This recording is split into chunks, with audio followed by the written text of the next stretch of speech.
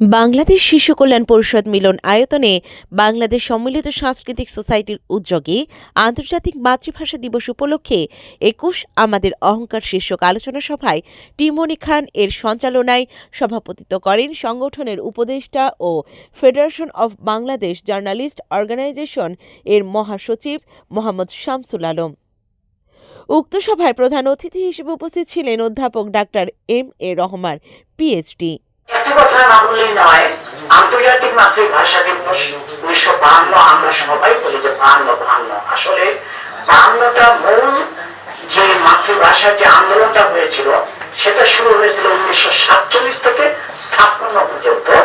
আপনারা মাঝে মধ্যে আমরা যেহেতু আমাদের কাছে একটি আছে, আমরা সকলেই মাঝে মধ্যে যদি বিভিন্ন ইতিহাসগুলো একটু আমরা নাড়াচাড়া করে দেখা যাবে যে সেখানে অনেক কিছু ইতিহাস পাওয়া যায়, যদিও ইতিহাস মোছা যায় না।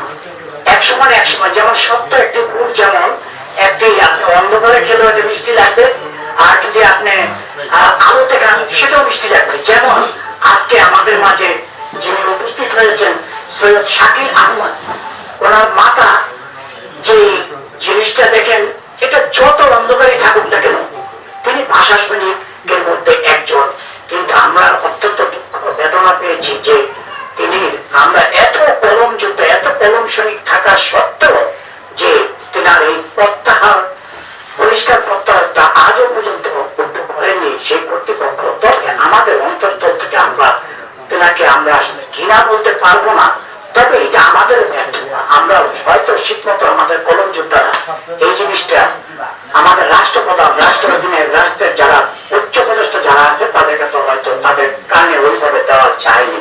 তবে আমরা ভবিষ্যতে আমরা এই ব্যাপারে আমি মনে করি আমাদের আলাদাভাবে শুধু একটাই মাত্র সেদিন দাবি থাকবে যে আমাদের সালেহার ভাষা সৈনিক আমাদের তাদের এই পরিষ্কার আদেশ প্রত্যাহারের উপরে আমরা একটা সেমিনার এবং আলোচনা করব।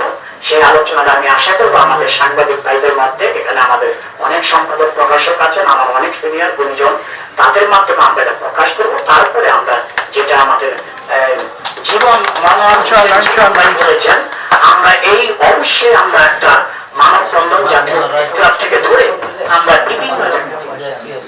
বিভিন্ন জায়গায় আমরা এই মানববন্ধনটা করবো। তারপরেও যদি কাজ না হয়, আমার যত সাংবাদিক সংগঠন আছে, আমার ৪৮টা সাংবাদিক প্রেস ক্লাব সাথে নিয়ে আমি সেই টাঙ্গাইলের সেই আপনার যে ময়মনসিংহের যে বিশ্ববিদ্যালয় আছে, আমরা সেখানে আমাদের সংবাদ কর্মের পাশাপাশি আমাদের মানবাধিকার কর্মী যারা আছে তারা বর্তমানে বাংলাদেশে একটি এই যে ফ্যাসিস্ট সরকারকে উৎখাতে একটাই ভূমিকা ছিল মানবাধিকার। মানবাধিকারকে সরকার দুর্নীতি করতে পারে নাই।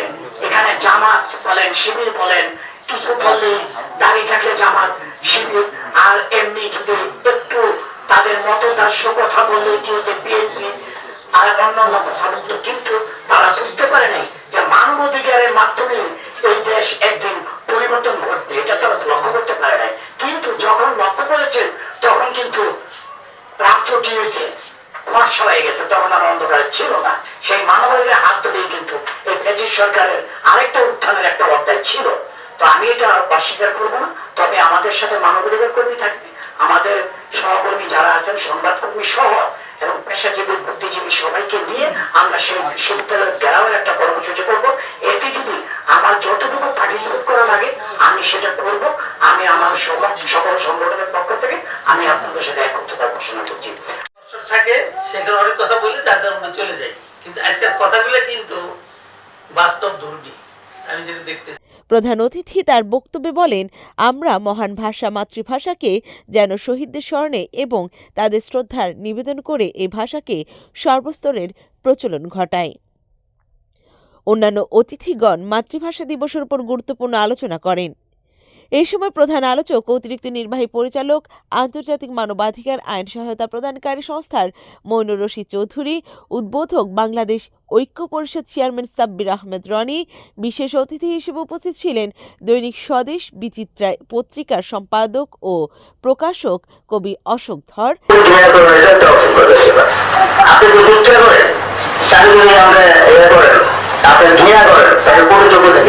সেটাও যেন ভাষা সৈনিক মরহুম সালেহা বেগম এর উত্তরসূরি কবি ও লেখক সৈয়দ শাকিল আহাদ পরের দিন যখন ঢাকার রাজপথে গুলির প্রতিবাদে শোক প্রোগ্রাম চলছিল, তখন উনি কালো পতাকা উড়িয়েছিলেন নিজের বোরকাটি কেটে। আমার মায়ের সেই অপরাধের জন্য উনি শিক্ষা জীবন থেকে বহিষ্কৃত হয়েছিলেন। প্রবাসী মেয়ে অ্যাডভোকেট সৈয়দা ফেরদৌসারা আমি অনেক ভাগ্যবান এই 4 সন্তানের মধ্যে একজন সালেহা বেগমের মতো ভাষা সৈনিকের নিভৃতচারিণী সংগ্রামী একজন আত্মত্যাগী মহিলার সন্তান হিসাবে ভাগ্যবান। এবং আমি সকলের কাছে আমার এই আকুতি জানাচ্ছি এবং আমার বিনীত নিবেদন জানাচ্ছি রাষ্ট্রীয় সরকারের সমস্ত পর্যায় থেকে শুরু করে সুশীল সমাজ, আপনারা লেখক, সমাজসেবক, গবেষক, চিন্তাবিদ যারা আছেন, সকল শ্রেণী পেশার মানুষের কাছে এই মহিয়সী নারীর বহিষ্কারাদেশ বাতিল এবং সম্মাননা প্রদানের জন্য, স্বীকৃতি প্রদানের জন্য বরিশাল ইউনানি মেডিকেল কলেজ হাসপাতালের প্রভাষক ডাক্তার জহিরুল ইসলাম, আদাবর থানা বিএনপি ঢাকা মহানগর উত্তর আহ্বায়ক মোহাম্মদ মনোয়ার হোসেন জীবনসহ প্রমুখ উপস্থিত ছিলেন। প্রতিষ্ঠানের উপদেষ্টা ও সভাপতি তার বক্তব্যে ভাষা সৈনিক মরহুম সালেহা বেগম এর বহিষ্কারাদেশ প্রত্যাহার করার জন্য রাষ্ট্রের সর্বোচ্চ মহলের কাছে সকলের সম্মিলিত প্রচেষ্টায় ধরবার আন্দোলনের মাধ্যমে উক্ত বহিষ্কারাদেশ প্রত্যাহার ও মহান ২১-এর পরিবর্তে ৮টি ফাল্গুন যেন বাস্তবায়ন হয়, এ বিষয়ে দলমত নির্বিশেষে গুরুত্বপূর্ণ ভূমিকা রাখার আহ্বান জানান।